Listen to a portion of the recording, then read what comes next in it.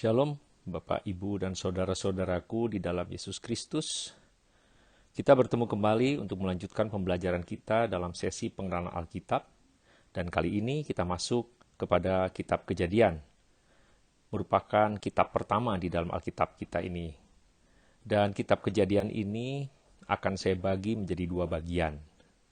Dan sekarang saatnya kita minta memohon kepada Roh Kudus agar memimpin kita dalam pembelajaran kita kali ini sehingga dapat berjalan dengan lancar dan baik. Mari kita tundukkan kepala. Bapa kami di surga, saat ini kami berkumpul bersama ingin belajar akan firman-Mu yang hidup yang telah diberikan kepada kami semua sebagai orang-orang percaya. Bantulah kami ya Allah agar kami terus diberikan semangat dalam pembelajaran ini.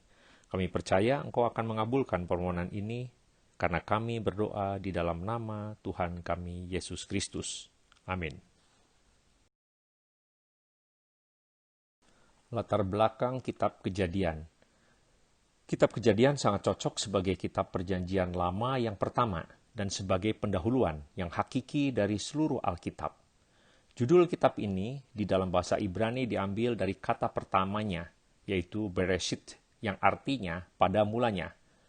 Nama Kejadian merupakan terjemahan judul Ibrani itu ke bahasa Yunani dan berarti asal mula atau sumber atau penciptaan atau awal dari sesuatu. Kejadian merupakan kitab permulaan. Siapakah yang menulisnya? Penulisnya tidak disebutkan dalam kitab ini. Akan tetapi, kesaksian lain dalam Alkitab menunjukkan bahwa Musa merupakan penulis seluruh Pentatuk. Apakah masih ingat kitab Pentatuk itu apa? Jika lupa, Anda dapat lihat kembali pada rekaman yang sebelumnya. Mengapa dipercaya bahwa yang menulis adalah Musa? Inilah yang disebutkan kesaksian yang terdapat di dalam Alkitab sendiri, seperti pada 1 Raja 2 ayat 3. Lakukanlah kewajibanmu dengan setia terhadap Tuhan Allahmu, dengan hidup menurut jalan yang ditunjukkannya, dan dengan tetap mengikuti segala ketetapan, perintah, peraturan, dan ketentuannya, seperti yang tertulis dalam hukum Musa, supaya engkau beruntung dalam segala yang kau lakukan dan dalam segala yang kau tuju. Kita bisa lihat juga pada ayat yang lain, yaitu Esra 6 ayat 18. Mereka juga menempatkan para imam pada golongan-golongannya dan orang-orang Lewi pada rombongan-rombongannya untuk melakukan ibadah kepada Allah yang diam di Yerusalem, sesuai dengan yang ada tertulis dalam kitab Musa. Ini ayat-ayat yang lain yang semuanya merujuk kepada seluruh kitab Pentatuk yang menyatakan penulisnya adalah Musa. Seperti pada 2 Raja 14 ayat 6, Nehemia 13 ayat 1, Daniel 9 ayat 11-13, Maleaki 4 ayat 4, Markus 12 ayat 26, Lukas 16 ayat 29 dan 31, Yohanes 7 ayat 19-23, Kisah Para Rasul 26 ayat 22, 1 Korintus 9 ayat 9, 2 Korintus 3 ayat 15. Demikian pula para penulis Yahudi kuno dan para bapak gereja semuanya menyatakan bahwa Musa menjadi penulis atau penyusun kitab Kejadian. Karena seluruh sejarah dalam kitab Kejadian terjadi sebelum kehidupan Musa, maka peranan Musa dalam menulis kitab Kejadian adalah menyusunnya. Di bawah pengilhaman Roh Kudus, semua catatan lisan dan tulisan yang ada sejak Adam hingga wafatnya Yusuf disusun dan yang sekarang menjadi isi kitab Kejadian. Yang mungkin merupakan petunjuk dipakainya catatan-catatan sejarah oleh Musa ketika menulis Kejadian ialah bahwa terdapat 11 kali pemakaian kata demikianlah riwayatnya atau inilah keturunan. Dalam bahasa Ibrani eleh toledot, yang demikian diterjemahkan inilah sejarah oleh. Contoh pada Kejadian 2 ayat 4. Demikianlah riwayat langit dan bumi pada waktu diciptakan, ketika Tuhan Allah menjadikan bumi dan langit. Dan yang lainnya kita bisa baca pada Kejadian 5 ayat 1, Kejadian 6 ayat 9, Kejadian 10 ayat 1, Kejadian 11 ayat 10 dan 27, Kejadian 25 ayat 12 dan 19, Kejadian 36 ayat 1 dan 9, kemudian Kejadian 37 ayat 2. Narasi Kitab Kejadian. Kitab Kejadian mencatat penciptaan, permulaan sejarah manusia, dan asal mula umat Ibrani, dan perjanjian Allah dengan mereka melalui Abraham dan leluhur lainnya dengan tepat. Ketepatan sejarah.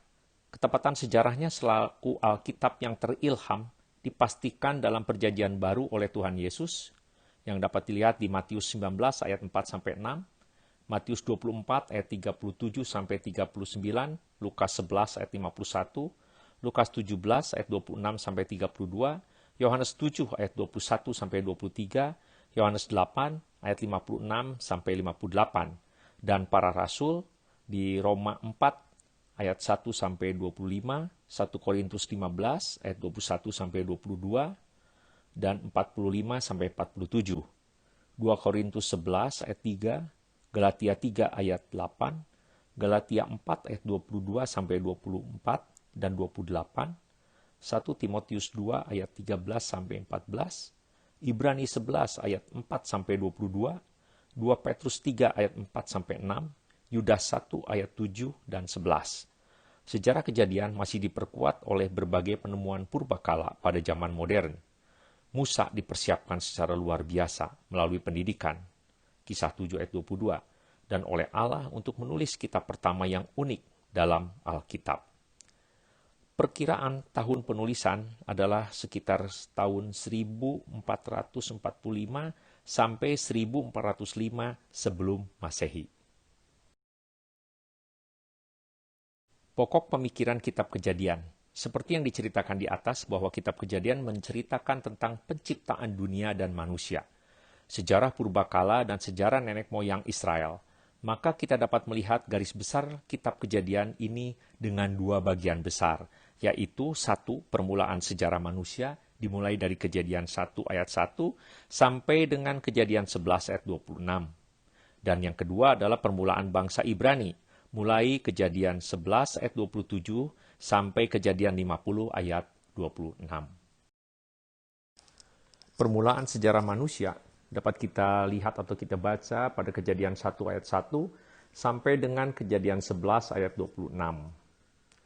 Dan asal mula alam semesta dan kehidupan itu dimulai dari Kejadian 1 ayat 1 sampai dengan Kejadian 2 ayat 25. Sedangkan ringkasan seluruh penciptaan dapat dilihat atau dibaca dari Kejadian 1 ayat 1 sampai dengan Kejadian 2 ayat 4. Kisah penciptaan Adam dan Hawa yang lebih lengkap kita bisa baca di Kejadian 2 ayat 5 sampai dengan 25. Sedangkan asal mula dosa dapat dilihat di Kejadian 3 ayat 1 sampai 24. Yaitu dengan tahap pencobaan dan kejatuhan, itu bisa dilihat di Kejadian 3 ayat 1 sampai 6, dan dampak-dampak kejatuhan di Kejadian 3 ayat 7 sampai 24. Asal mula peradaban itu bisa dibaca atau dilihat di Kejadian 4 ayat 1 sampai Kejadian 5 ayat 32 dengan pembagian sebagai berikut. Kebudayaan kafir, yaitu dimulai dengan Kain, itu di Kejadian 4 ayat 1 sampai 24. Kemudian kaum yang tersisa yang benar, keturunan Set, yaitu di Kejadian 4 ayat 25 sampai 26. Dan sejarah silsilah bapa leluhur pra air bah itu di Kejadian 5 ayat 1 sampai 32. Air bah sebagai hukuman Allah atas peradaban purba, itu di Kejadian 6 ayat 1 sampai Kejadian 8 ayat 19.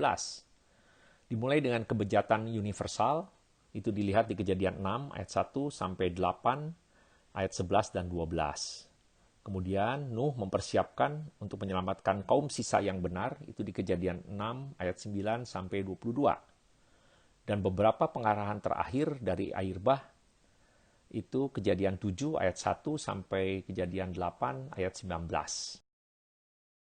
Sekarang masuk ke tahap permulaan baru bagi manusia, yaitu di Kejadian 8 ayat 20 sampai dengan Kejadian 11 ayat 26. Yang menceritakan keturunan Nuh, dimulai dari Kejadian 8 ayat 20 sampai Kejadian 10 ayat 32, dan Sem, Kejadian 11 ayat 10 sampai dengan 26. Dilanjutkan dengan kisah Menara Babel, yaitu Kejadian 11 ayat 1-9.